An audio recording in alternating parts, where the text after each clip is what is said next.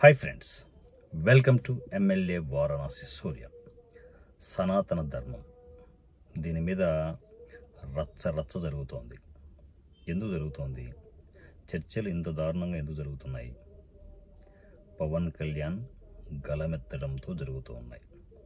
So ఒక రాష్ట్రంలో జరిగితే ఇది ఓకే, కానీ ఏకంగా దేశం మొత్తం మీద పవన్ కళ్యాణ్ గురించి డిస్కషన్ మొదలైంది.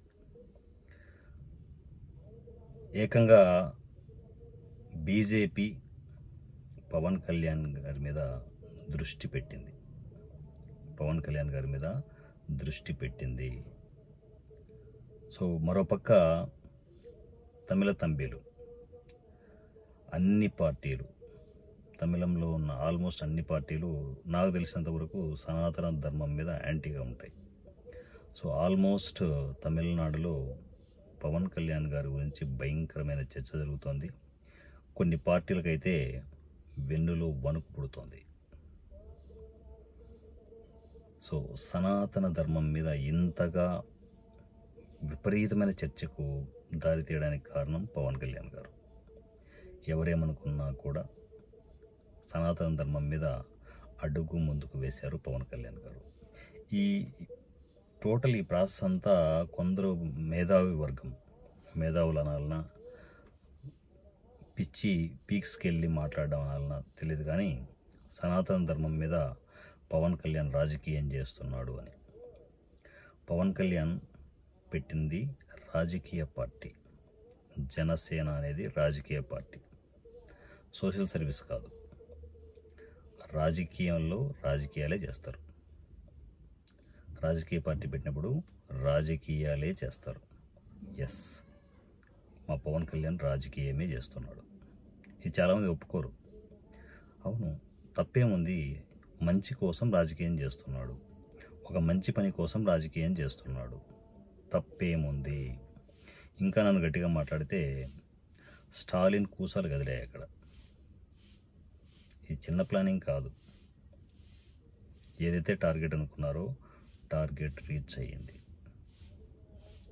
సో పవన్ కళ్యాణ్తో పెట్టుకునేటప్పుడు ఎవరైనా కాస్త కళ్ళు ఒళ్ళు దగ్గర పెట్టుకొని రాజకీయం చేస్తే బెటర్. ఎందుకంటే మొన్నటి వరకు రిజల్ట్ రానంత వరకు పవన్ కళ్యాణ్ అలా నివురుగప్పిన నిప్పులా అలా సైలెంట్గా ఉన్నాడు. ఒక్కసారిగా ఎలక్షన్ల తర్వాత రిజల్ట్ మీరు చూశారు. వైసీపీ పతనం ఏ స్థాయికి వెళ్ళిందో చూశారు. కేవలం 11 స్థానాలతో పక్కకు పెట్టారు. నాకు తెలిసింది ఈ టోటల్ వ్యవహారం అంతా, అంటే ఈ ఎలక్షన్ రిజల్ట్ ఈవెన్ జగన్ కూడా ఊహించుండడు. అంత దారుణంగా మూలన కూర్చోబెట్టాడు.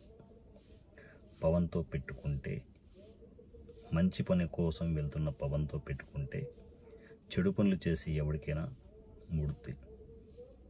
సో దయచేసి ఇక పవన్ ఆడే ఆట వేరే లెవెల్లో ఉండబోతోంది. సనాతన ధర్మం మీద జస్ట్ మాట్లాడేలా వదిలేస్తారనుకుంటారేమో. దాన్ని బాధ్యతగా తీసుకున్న పవన్ కళ్యాణ్ గారిని మీరు చూస్తున్నారు. హిందువుల మీద, హిందూ దేవుళ్ళ మీద దాడులు ఇవన్నీ ఎన్నో చూసాం మనం. ఇక అవి చల్లవు. హిందువుల మనోభావాలు దెబ్బతినే ఆ పనులు ఇక ఆగిపోతాయి. ఒక నాయకుడు వచ్చాడు, దేశ నాయకుడు వచ్చాడు. కష్టం నాన్న, ఆ నాయకుని తట్టుకోవడం చాలా కష్టం. ఇది కొంచెం మా నాయకుని మేము పైకెత్తి మాట్లాడుతున్నట్టు అనుకోవచ్చు, కానీ ఇదే సత్యం. దేశాన్ని నడిపించే ఓ నాయకుడు కేంద్రానికి వస్తున్నాడు. సో తన టార్గెట్ చాలా పెద్దది. పవన్ కళ్యాణ్ గారు టార్గెట్ చాలా పెద్దది.